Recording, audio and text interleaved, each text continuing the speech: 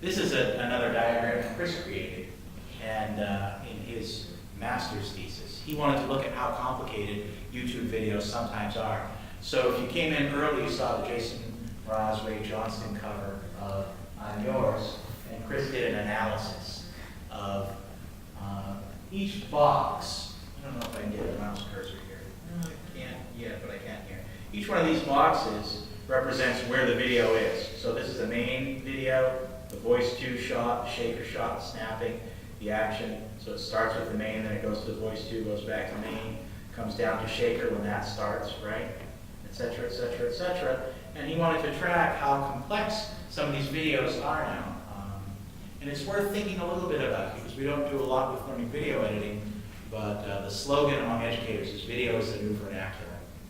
Where literacy used to be, you had to be able to compose an essay. Now it's compose an essay, but also create a video game level or make a short movie to illustrate a concept that you've learned. And students are really thinking, working, writing, sharing, and communicating with video. I know John's got a video blog that he set up himself. A lot of other students, young folks especially, the Pew Center for Internet Life says that 2/3 of American teenagers as of 2006 were creating and posting their own creative content on the web. It's pretty amazing. So it's another thing for us to think about, our role and our ability to connect to some of this really sophisticated. I mean, this video is almost as complicated as Alfred Hitchcock's Psycho shower scene with its 70 cuts, in a minute and a half. It's not quite as good, but it is a wonderful video, and it's amazing, and it illustrates for me this reality that professional tools are in the hands of amateurs, in a good way, right? You get to compete with lots of other folks whose content is out there. In fact, let's take a look. Speaking of, let's see, where did we go? Here it is. Oh. Let's see the views on this. 370,000 views of this video at that point, right? Talk about getting to perform. It really puts it in perspective when you go over to the Craner Center and see one of our amazing ensembles and about this many people in the audience versus 370,000 people. So let's move on for a second and talk a little bit about shooting tips. I've shot a lot of video in my life, and there are many things that I have learned, and I'll go over some of them really quickly. These are all in the handout. Practice, of course. A lot of folks are turning on time with their video cameras before, and they're asking, well, where do I put the batteries in? Figure all that stuff out before it's the first day you need to go shoot something. Shoot something just for fun. Maybe shoot something tonight. How many of you brought your cameras with you? Yeah, some of you did, so we'll have a little time for you to take them out and figure them out if you have a question about that. I've had a few experiences. My worst one was I got invited to Denton, Texas to do a study of bass vibrato, and when I was an undergrad, it was this big deal, and I showed up and we used a DAT tape recorder, and the tape was set for 44.1 sample rate. The recorder was set for 48 kilohertz, and it was all noise, and we lost everything. The whole trip was a waste. You don't want something like that to happen, so you want to practice with your equipment, because everything's always a little bit complex. Or maybe you figure out how to shoot, but not to upload it yet, or you don't realize how much footage you have, or you're supposed to delete everything first. So practice.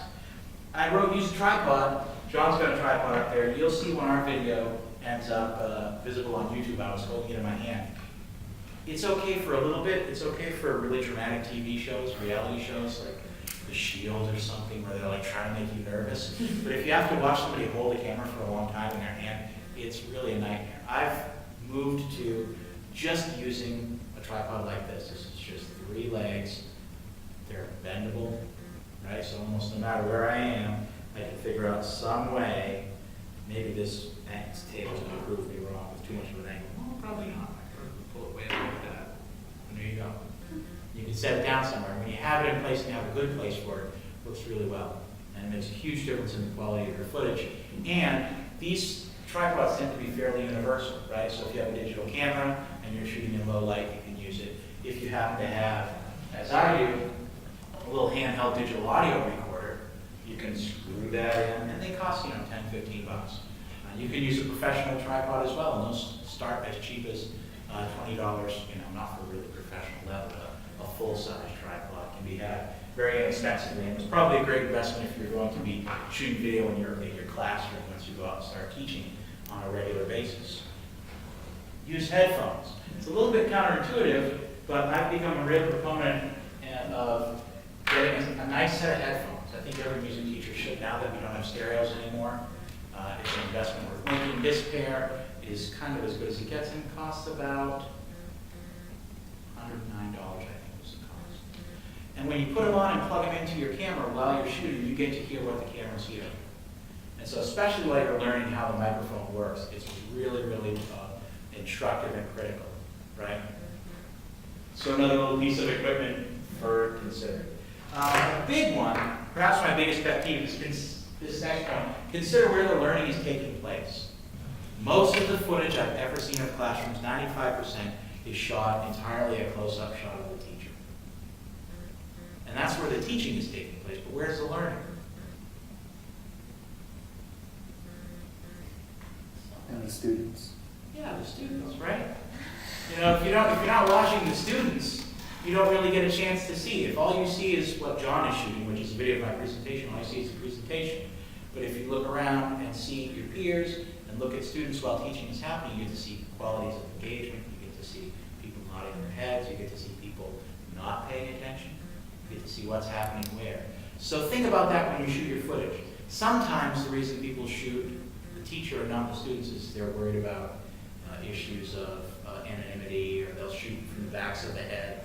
My feeling is if you can't get permission to not publicly post, but at least shoot your own footage of students, it's almost not worth doing. You know, it's not much better than an audio recording because you really can't see, and that's where all the excitement is. Right now, nobody in here is talking except me, but you're all engaged and it's visible, right? So that's a really important, critical point that I want to make. The next point would be enlist a camera person when you can. I've got John up there, right? I mean, it would have been fine for me to just set a camera somewhere and get a good sense. Well, this will probably work. But it makes a huge difference to have somebody who can kind of babysit the image and make sure that it all center moves to a different place. Later on, or if you're working with a camera that has a nice optical zoom, you might actually get somebody who will zoom in on students, or they'll kind of actively watch what's going on and take advantage and capitalize on zooming on different scenes and stuff. And that's much more watchable. It's horribly boring to watch one shot from one distance for a long time where the camera doesn't move. We're so accustomed to professionally produced video where the camera's always in action, always in motion, Scorsese. That's what we want. I wrote on here, don't use zoom when digital. So it's one of those things. No camera in the world wants to come to you without a zoom. But this flip has a zoom that's digital. And all that means is it's shooting 680 by, 620 by 480, 680 by 420, one of those two. It's shooting a certain dimension of pixels, and if I zoom in, it's taking a subset of the pixels and doubling or tripling them. Usually not completely evenly, which makes the footage a little bit blurry, right? I mean, I could shoot a little bit of that myself. First I'd have to turn it on. We'll take a look maybe a little bit later on, but we get a little Katie Marsky from here. It looks nice and clear. We zoom in manually, nice and crisp. She didn't expect this, so I'll never sit in front of her again. We zoom in digitally, and it's going to look different than if I zoom back out and then come in the same amount. So we'll get a chance to see that in action. And you'll likely come to the same conclusion I have, which is I don't ever want to touch a digital zoom on these cameras to shoot over the image. And lastly, for us as musicians, there's two aspects of considering sound. One of them is that usually the best place to shoot from for the visual isn't where you can put a microphone. But the microphone's almost always part of the camera, right? So we want to think about where our camera's placed with regards to sound. If we have the ability, you could almost, some people say, well, can I connect a microphone to a camera? That's usually not a good idea for a couple of reasons. But it can be a great idea to use a separate audio recorder. And what I do is I do a really quick and dirty. I turn them both on at the same time and record at the same time. And then they're close enough that then I bring them in afterwards and I'll sync them up in a program like QuickTime. Just add in the sound from one, add the video from another, then turn off the sound from the video and just have high quality sound from the right place. I'll let you hear a little bit of that